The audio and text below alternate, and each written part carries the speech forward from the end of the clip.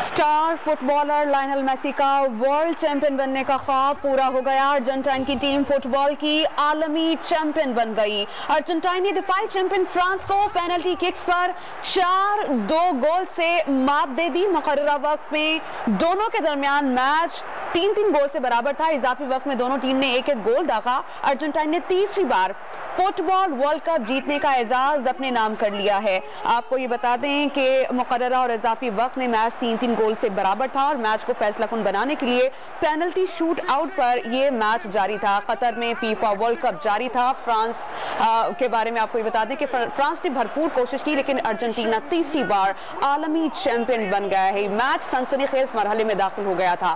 Final में Argentina ने France के खिलाफ कामयाबी अपने नाम कर ली है। अर्जेंटीना ने एक बार फिर दुनिया फुटबॉल का चैंपियन बनने का एजाज अपना नाम कर लिया है। अर्जेंटीना फुटबॉल का ये वर्ल्ड कप जीत चुका है। अर्जेंटीना ने फुटबॉल वर्ल्ड कप 2022 अपने नाम कर लिया है।